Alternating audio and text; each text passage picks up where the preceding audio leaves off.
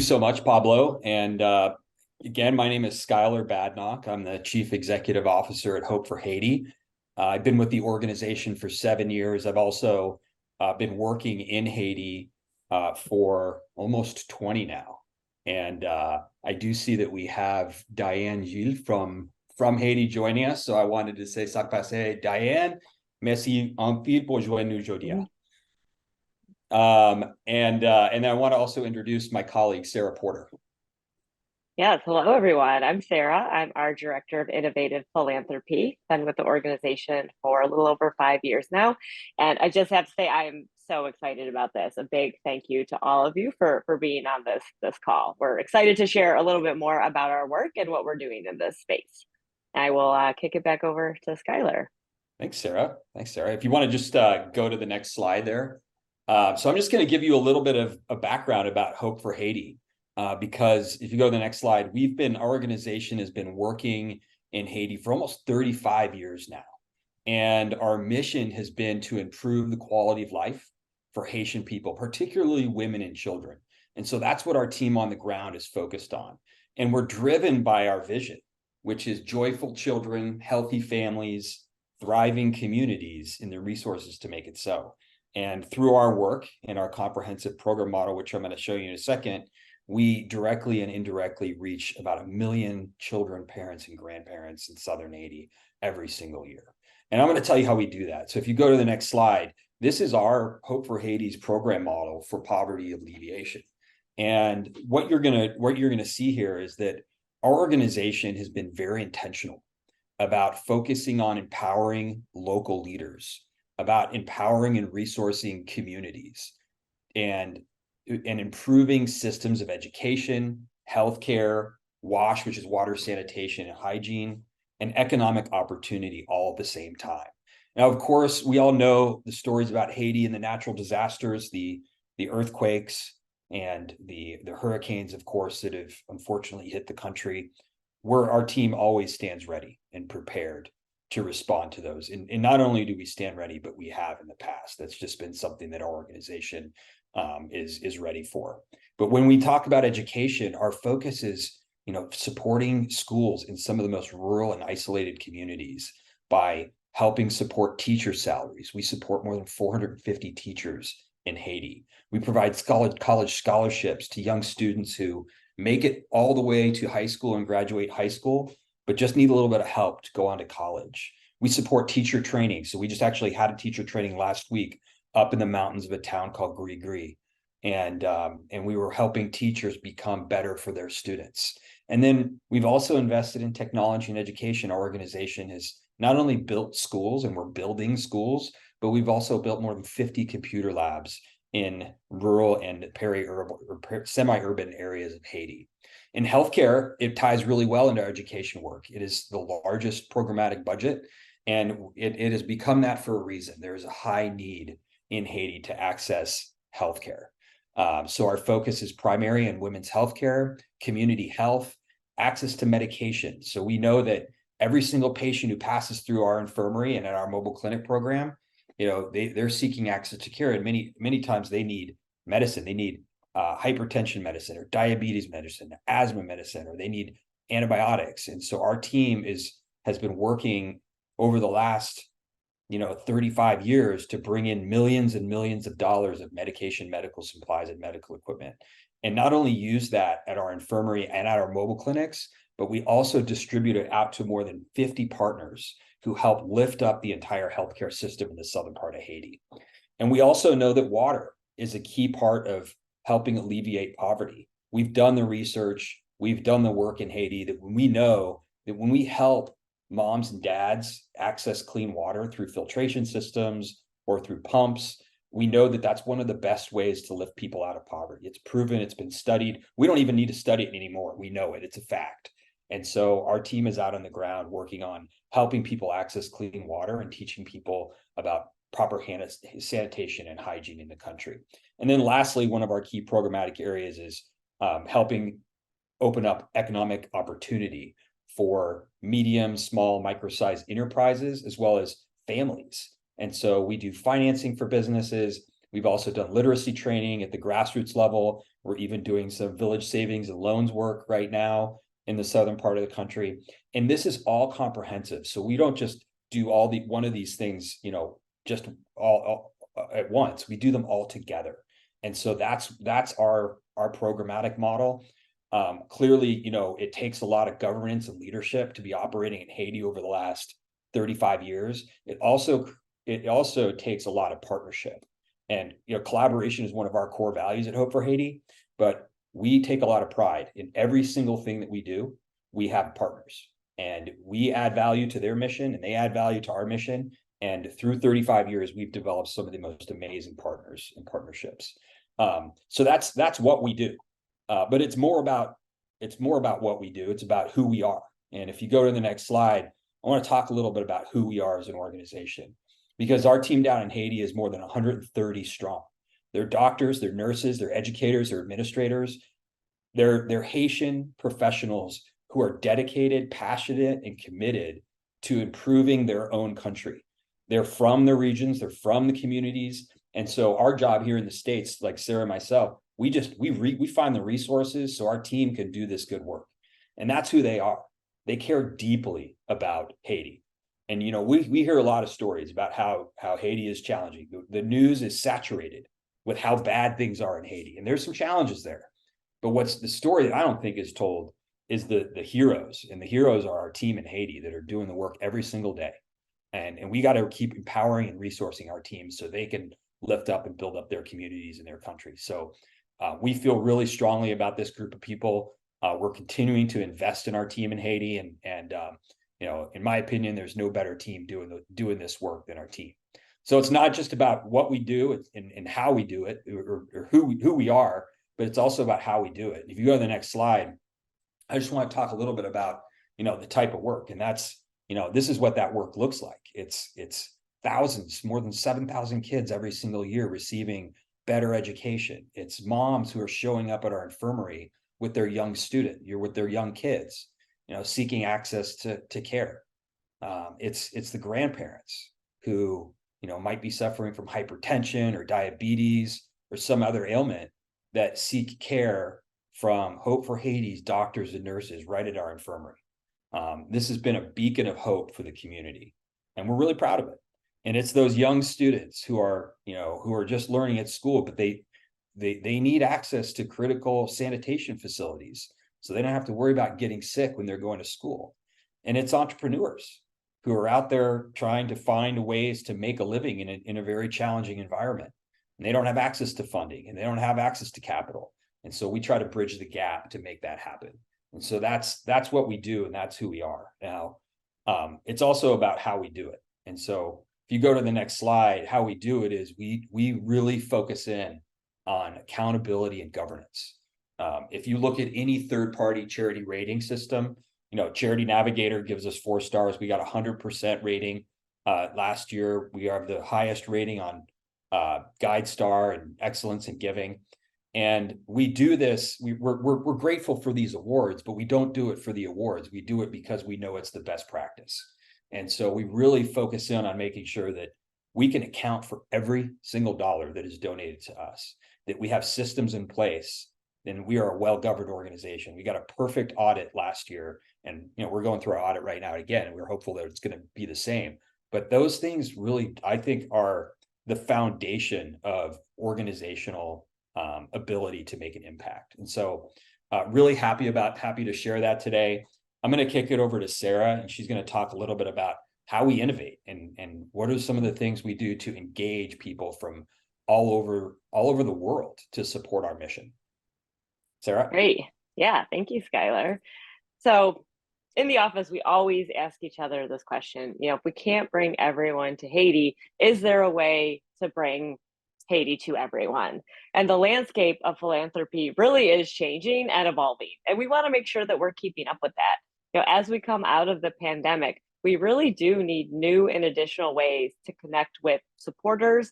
And really, how do we partner with the next generation of donors, that younger generation? How do we reach them? And to that end, we need to develop the tools, and we need to meet them where we are. So much of the world is digital, so much of the world is online, which is really exciting. It gives us so much more access, to reach these new audiences, to reach these new supporters.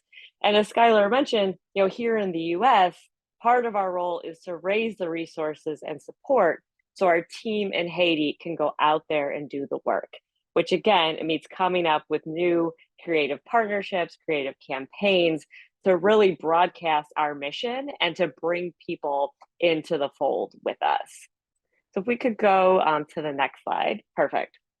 So a few years ago, we actually partnered with a virtual reality studio to recreate one of our partner schools through an immersive VR app, so people can actually explore one of our schools. And something I truly love about VR, the tech is just so immersive. It's so interactive. It really feels like you're there. And I love telling people this just about one of my first experiences with VR a few years ago. I had a headset on, I was trying out all these different games. And at one point, I had to quit and take the headset off because I really thought zombies were behind me. It was just too scary. And I just couldn't stop thinking, how could we be using this? Is there a way we can use these new tools, again, to really bring Haiti to everyone? So the app is actually built on blueprints from one of our partner schools. It's built with photos of the Haitian landscape, the environment. It's completely interactive. So when you pop on the headset and you're dropped in, you can explore a three-room schoolhouse. You can write on the chalkboard. You can actually pump one of our water wells. So again, it's reflective of our programs. You can raise and lower the Haitian flag. And it's been this really interesting way, to connect people to our work. We bring the headsets with us to in-person events. We've been presenting at AWE for the last few years out in Santa Clara, the big XR conference, getting really great feedback. Actually, I think on that note, this would be a good time, Pablo, if we could just play the really short video, give everyone sort of a better understanding.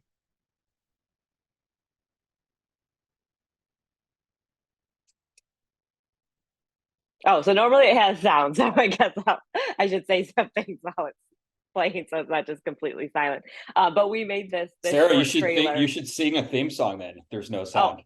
well, I know the song. I've heard this so many I times. It's know. do do do do do do do do do. But There you again, go. what I love is we gave them photos of one of our schools, and this really is what the school looks like. Granted, it's CGI, so yes, it does look a little bit more like a video game, but they did recreate it with actual blueprints. In October of 2021, we actually did have a small soft launch event, so we were able to bring in different VR influencers and users to get that feedback.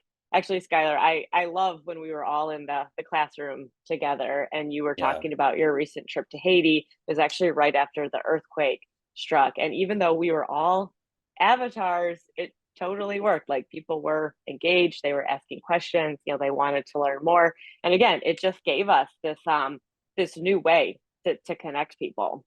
It was surreal. All Like right. there were people from like China Mhm. and Australia and Los Angeles and DC Yep. all in this virtual space having a conversation about Haiti. Yeah. It was for us, it felt like a pivotal moment. Yeah, yeah, really cool. So here's a photo of the environment. For those of you who have headsets, you can find it on SideQuest. I can also follow up, or maybe one of my colleagues can put some of the links in the chat. It's available for free download. So yeah, if we could go to the next slide. So the big question, though, we'll talk about why we're all here today, is why AR.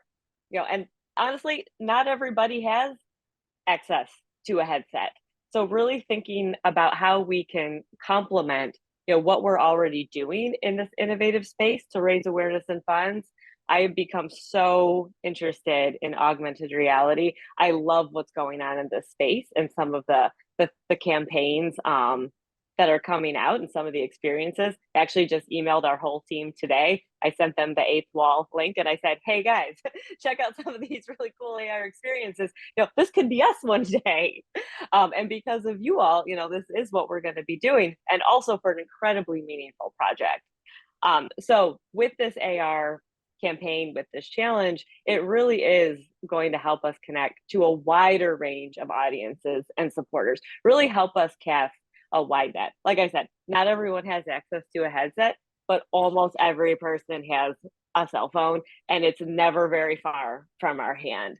So it's going to give us this incredible new way to reach people that we just don't have right now. So many brands are using AR, again, coming up with really cool campaigns, really cool advertising, different promotions, but not a lot of nonprofits are using AR yet. And I think we also have an opportunity to really help build that roadmap to show nonprofits how they can use tools like AR and Web3 to bring people in, connect them to their mission, help them raise support, and help them raise these really critical funds. Without the funds, our team in Haiti can't do the work. So on that note, I would love to, again, kick it back to Skyler to talk about what we can do as we raise funds through this project to support our new healthcare campus in Haiti. Great. Yeah, as I mentioned earlier, one of our key programmatic components has been healthcare, and we've really built that program up over the year to be something that we are very, very proud of. And so if you go to the next slide there, you're going to see what our campus looks like. It looked like before the 2021 earthquake. And as you know, Haiti sustained a huge earthquake in 2020. Hurricane Matthew hit the greater South right in our backyard in 2016.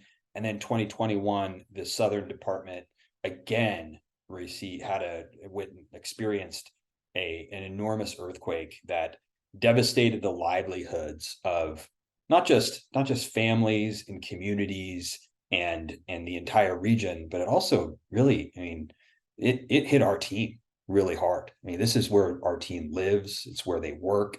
It's where they're from. And so this one felt very personal to us as an organization because it was where we were working. And as I mentioned earlier, this campus that we had built up, up until 2021 was really a beacon of hope, and it still is.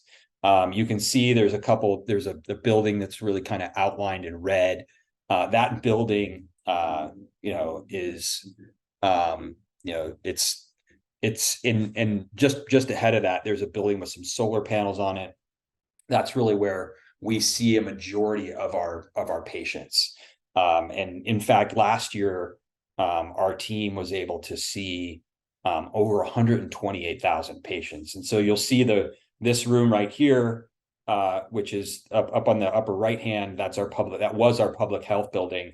And then the room where you see a bunch of people in the waiting area, I think that's our diabetes club that's meeting there.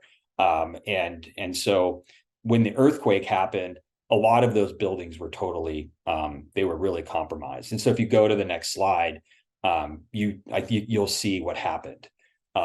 Tremendous amount of flooding. The river that runs behind the main infirmary it shifted. And so now every time it rains, our team has to deal with significant flooding. And in addition to that, two of the buildings that were built before 2008 totally fell down and were destroyed by the earthquake. The one building that we built in 2015, it withstood the earthquake, and it still stands today. It's where we've seen tens of thousands of patients. It's really a fully operational clinic, but as I mentioned, it's really been compromised. And so we're seeing 250 patients come in a day, but it is on a very compromised piece of land. And so if you go to the next slide, I think it may be a video of my time down in Haiti. I was there about 3 weeks ago, and it was just a light rain. And you can see the amount of flooding that our team had to deal with. And this was a Sunday. And I showed up a little bit late to the party here, but I showed up and my colleagues were sweeping out, mucking out, and getting this facility ready for the next day. And so we've taken a really good look at this. We've talked to our board. We've consulted with structural engineers. And if you go to the next page, what we've decided to do because of this number, previously before the earthquake, we were seeing like 20, 30,000 patients. If you combined our mobile clinic program and all the patients that we've seen at our infirmary, Last year, we saw more than 120,000 patients, children, parents, grandparents, moms with their kids, elderly, dads with their kids coming in and seeking access to care. And we're really being, in many ways, overwhelmed by the patient load. And so because of that, and because of the way that the land has been compromised, our board approved us to buy 8 acres of land, which you'll see in the next slide, so that we can build a new healthcare campus that will lift up the community in the communities in the southern part of the country, and it will help families access healthcare. And our goal is to surpass 100,000 patients per year every single year, provide millions of dollars of medication, medical supplies, and medical equipment, and support our partners, government, non-government partners, so that we can all work collectively to build up the healthcare system. And so this is what we're doing. And we believe in this mission. We believe that the importance of this facility is going to save lives and prolong lives and help people live healthier lives. And it's going to be beautiful. And so if you go to the next slide, just some of the things that we're going to be focusing on, it's really that primary care and preventative care with a focus on maternal and children's health, with a focus on mental health and physical therapy, engaging and inspiring our team to do more community health outreach in some of the rural areas, leveraging technology so that we can do things like telemedicine and be more efficient and effective with our donor dollars. As I mentioned before, we're building a depot space so that we can process and deliver and get valuable medication into the hands of people who need it most.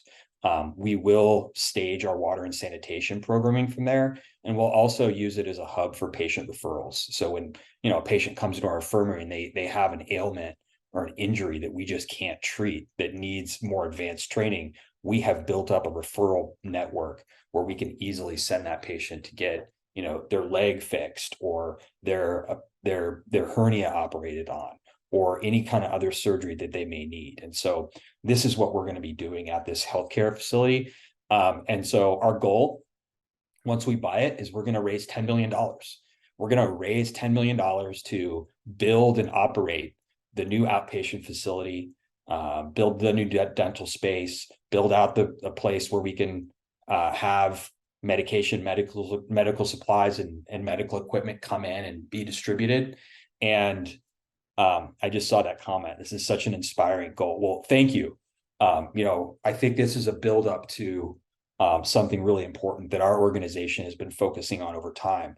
And for me, the thing that inspires me most about it is, you go back to that picture of my colleagues, doctors, nurses, lab techs.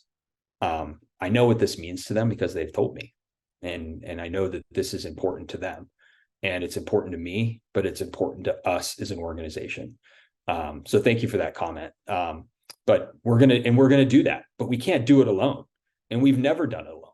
We need our partners. We need our donors to step up. We need words of encouragement. Every little and big effort and piece of energy that goes into this will help us get to what we want to envision, which is this new healthcare campus that will help lift up the healthcare system and provide access to healthcare for people who really have a need for it. And so I believe that's my last slide. I do want to leave you with this. And for us, we talk a lot about the numbers, and we have to share the numbers because those are important. But if you ask anybody at Hope for Haiti, it's the people that matter most. It's the people who we cross paths with, the teachers, the students, the parents, the people who come in seeking access to care. I would ask anybody on this call right now to think about this. When was the last time you were sick and you could easily go to your medicine cabinet and get like an aspirin, or you could easily go to an urgent care and be seen and get tested and treated for what you have. And so imagine what that must feel like if it is infinitely more difficult to make that so. And Vila, a 54-year-old patient at one of our mobile clinic programs in Bar Adair, had this to say. She said, Hope for Haiti's help and support mean a lot to the community of Bardair, Bardair is such a far community to get to. We were there about, like I said, 3 weeks ago, and it's a drive. And Vila says, I'm extremely grateful as I could not have afforded this life-saving care. Thanks to all the mobile clinic team, and those are my colleagues who I mentioned, I have had the medication and the information I need to manage my health. And I think that's important because we're not just giving things away as an organization.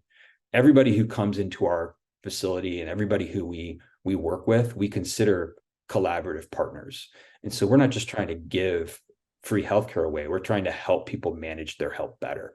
And I think Villa represents that. And she's just one person out of hundreds of thousands who we are trying to, work with and make life just a little bit better for in Haiti. So again, just wanted to say thank you all for being on this Zoom today. Thank you for what you're doing and inspiring us to be innovative and finding new ways to make a difference in Haiti. So there's a lot more impact stories just like this on our website, on our social media channels. So follow us. And again, very grateful to all of you for being here today. Awesome. Thank you so much, Skyler and Sarah, for sharing all of those amazing details and those personable stories that you all indicated to.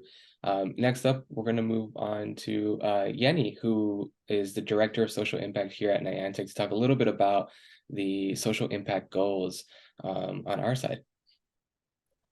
Thank you so much. Hi, I'm Yenny. I use she, her pronouns.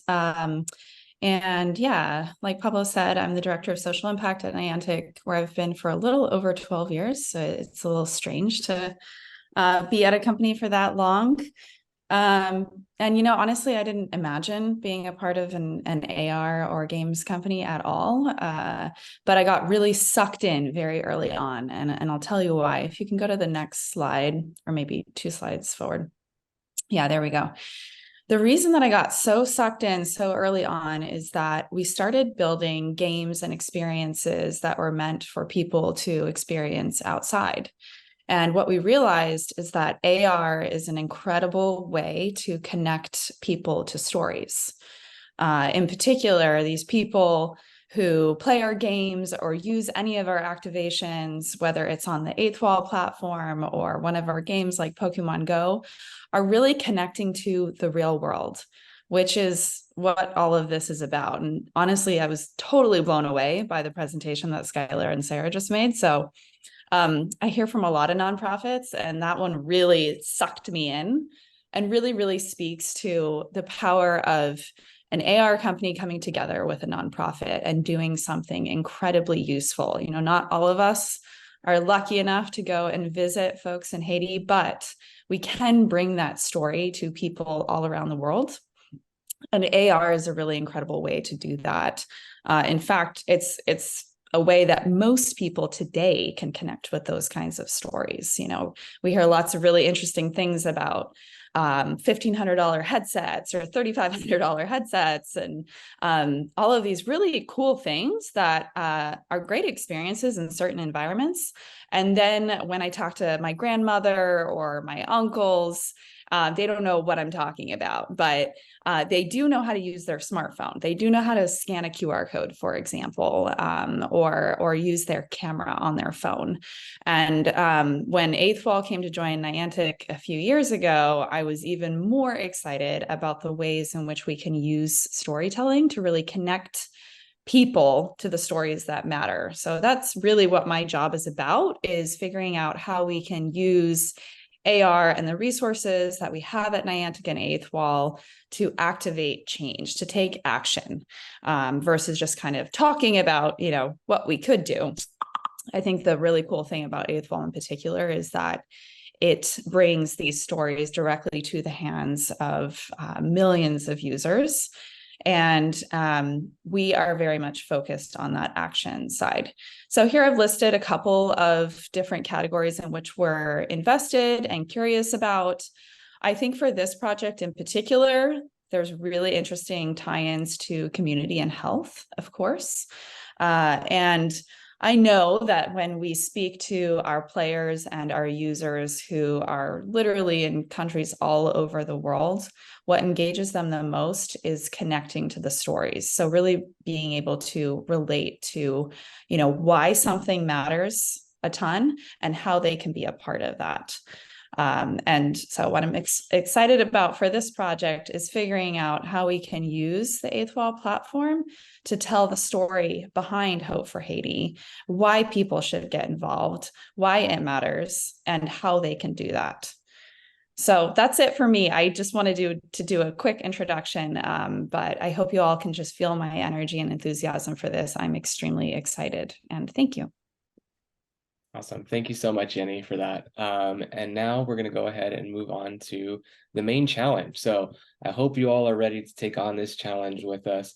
One of the main things that I wanted to get across here at the beginning of this is what is the goal here? So what we're doing is aiming to create AR experiences, specifically web AR experiences, to drive donations for this new healthcare campus. And the goal there is to reach 1,000 donations of any monetary value by the end of this campaign. So we're really excited to work together to achieve that and to create immersive storytelling experiences for that.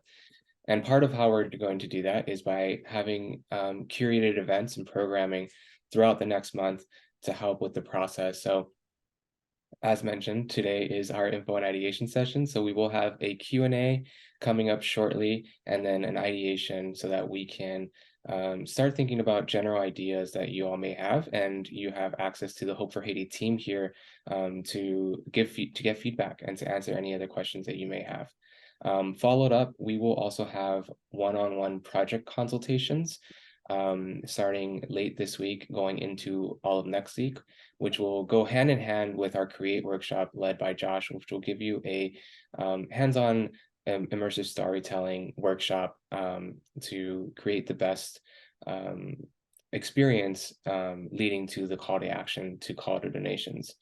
And then lastly, our ATalk session will be hosted by the co-founder of Groove Jones, who have used the AFOL platform to promote nonprofits in the Texas area. And followed by that, you will also have the support of our developer support team in one-to-one support sessions. For those of you who have participated in challenges in the past, you're very familiar with this part of the challenge, but also just wanted to quickly remind you all that in the dev Slack, we do have the #challenges channel where you can ask questions regarding the challenge, and then you can also use the help and support channel for any technical questions that you may have. So what about the prizes? So for this challenge, we will have one grand prize that'll go to one winner. That'll be a $5,000 cash prize, and you'll be featured in a blog along with a meeting with Niantic staff. So you'll be able to offer feedback, receive feedback, or even put in some little feature requests that maybe have been top of mind.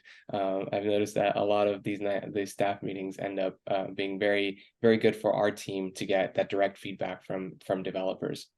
A couple of runner-up prizes will also be offered, 3 in particular for $2,000. The first being the one best focused on the Hope for Haiti mission. So in this case will be the experience that provides the most information about the mission and the Core Values campaign in regards to building this new healthcare campus. So additionally, we will have a best original storytelling prize, which will be given to the best experience that really puts us in an immersive place and creates a very good story from point A to point B, leading to that call to action. And then lastly, the most aspirational web AR experience will be given to the experience that uses the most amount of eighth wall features in a positive and good way. That'll lead to a good and immersive experience, again, calling for those donations. And then lastly, we will have 3 honorable mentions that follow the judging criteria best, aside from the top prizes, and then 1 community favorite, which will be voted on by you all in the HIO submission page. So how are you going to win these prizes, and what are the judging criteria? So first and foremost, we will be looking at storytelling. As you all know, with AR, storytelling is super important, and making sure that the user is immersed in your experience. So that'll be one of the main criteria. Secondly is how well do you use AFOL features in your experience? That'll be the second criteria. And third will be the mission, as mentioned earlier. How well does it speak on the Hope for Haiti mission, given all of the information that you will have access to in the resource guide coming soon, and also this info session. How well do you implement that into your experience? And then lastly, the overall completeness of your project, because we do hope to promote these to drive those donations after the fact.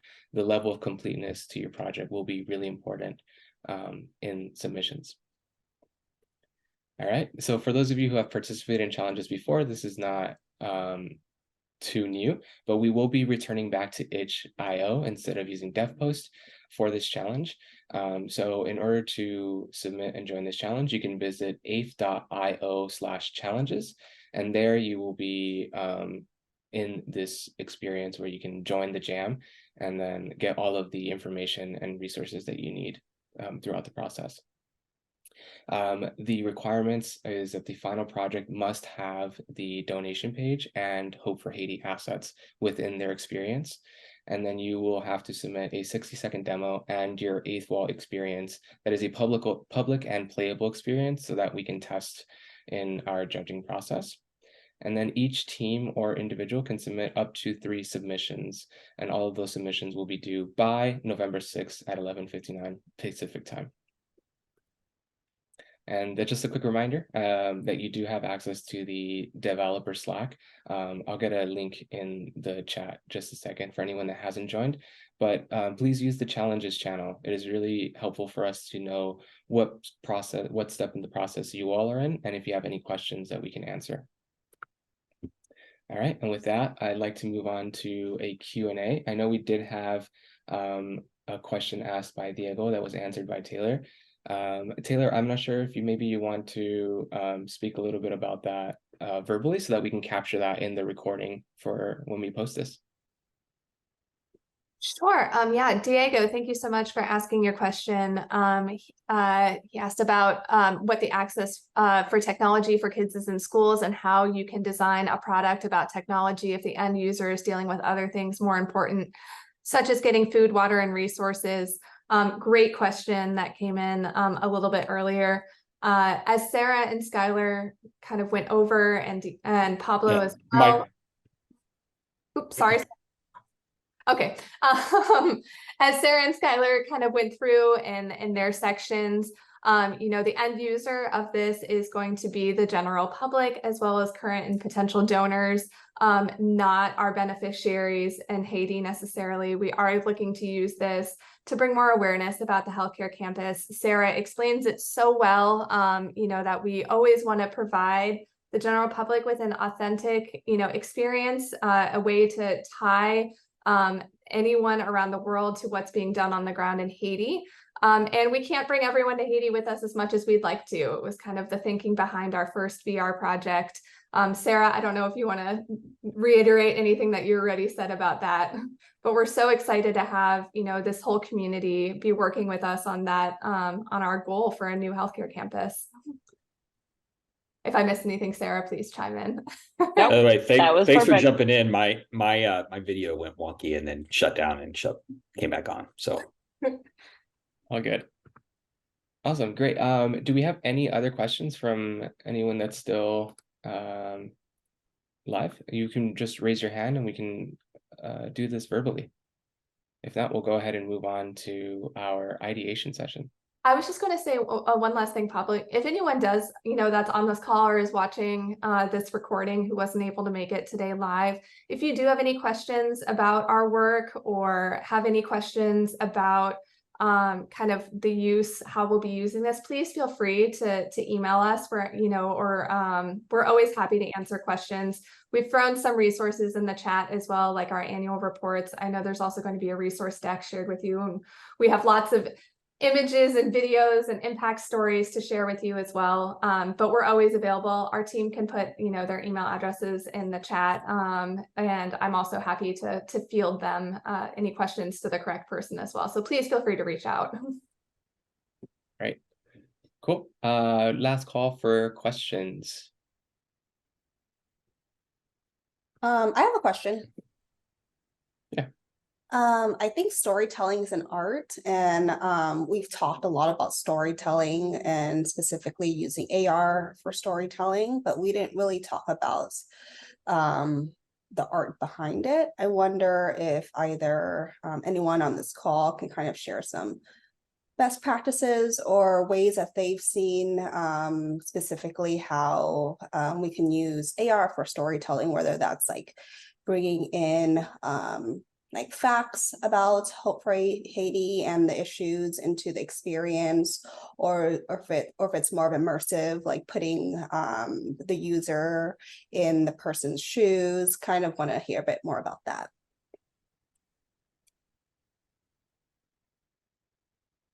Yeah. Sarah, I can jump in just one, because we think a lot about storytelling and how we authentically tell the right story. And first, there are a lot of challenges, and there are a lot of challenging things happening in Haiti. I think what you'll hear most often from our organization is about the positive things that are happening, because they're still happening. And so the saturation of the bad stories is there, and so we want to as an organization, we really like to focus on that counter narrative of like what's possible in the face of things that people think are impossible. And so we'll frame a challenge, like we'll frame the challenging circumstances that exist in Haiti, but we'll move very quickly to what our team can do, what's possible, what we can do within our control to help individuals, families, and communities. And so I know that's pretty broad, but then we can also dive down into the individual story, which is really important to us. When we hear about a young boy or girl who accesses education and is the first person to graduate from high school in their family, that's a compelling story to us, because it's about what we've collectively done and what that individual has done to work very hard to become to achieve their dream. And I think using those personal stories, the mom who's able to walk long distances and figure out a way to get to our healthcare facility and access healthcare for her child, also a compelling story. Those personal, real stories, they can be supplemented, of course, with data, and other facts and figures. And then lastly, I think just making sure that we're talking about, what is the problem we're actually solving? Is it extreme poverty? Is it disaster preparedness? Somebody once said to me, it's not what you do, it's the problem you help solve. And so we think about that a lot. Like, what are the problems that we're helping solve as an organization? Is it disaster preparedness? Is it disaster response? Or is it, the problems of absolute poverty that are caused by inequality in education and healthcare and access to clean water and economic opportunity? And so those are the ways that we think about storytelling, is making sure that you cover sort of all of those things. That's Good question. Great. Thank you, Skyler. Yeah, I can call back a little. I just wanted to add, calling back to my journalism days a little bit, is something to kind of narrow down maybe some thoughts as we get ready for the ideation session for developers that are in the call. Think about a specific challenge, and then think about the positive solutions that Hope for Haiti is providing, and how you can get from that point A, talking about the challenge that someone is facing, talking about the positive impact that Hope for Haiti is providing. That will be a good way to kind of like bring someone along the ride in that storytelling experience.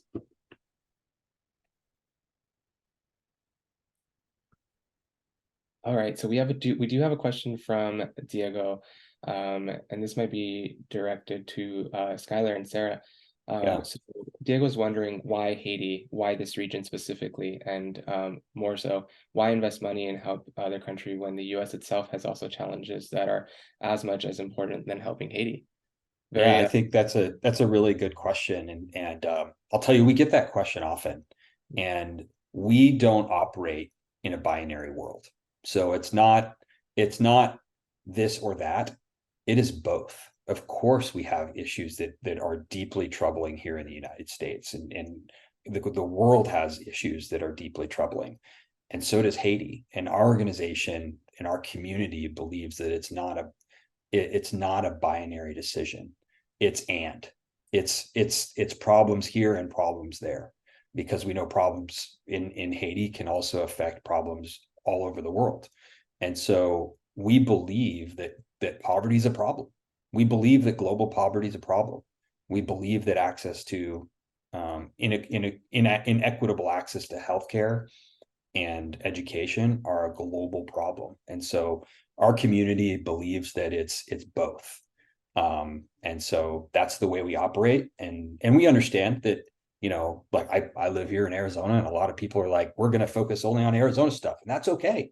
But I think a lot of people in our community we're going to do both. We're going to focus locally. We're going to focus globally, because these problems are important for all of us. And so that's how we operate. That's right. Both.